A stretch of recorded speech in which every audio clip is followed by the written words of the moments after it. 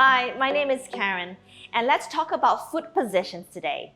We will go over some terminology that we use and what they really mean. Firstly, let's talk about releve. What does a releve mean?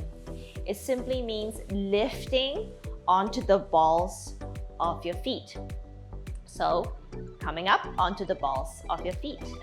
Now you want to watch that you do not overarch and you put too much pressure on your toe joints. So you can see that in my foot. All right?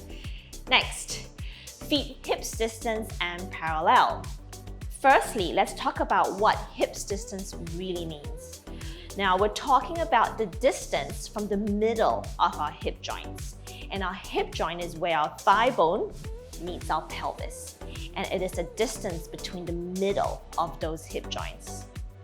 Note that we're not talking about the distance or the width of the flesh of our hips. So feet hips distance parallel literally means feet right beneath your hip joints. Now your toes may be pointing forward or they may be slightly angled out, and that's absolutely fine. It is a natural stance in which you feel most supported and balanced. Now, for me, this is my hips distance and parallel. If I take my feet closer, they're not touching, but if they're a little bit closer, I feel less supported. All right? If I take my feet wide, it's just no longer hips distance parallel for me.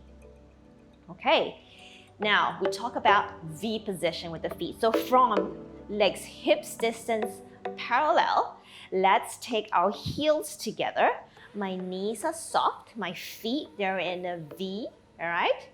And again, you should feel grounded, balanced, and supported. We will talk about next, foot pointed and foot flexed.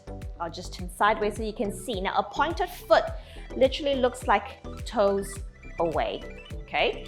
Flexed foot would be pressing your heels forward, toes towards you.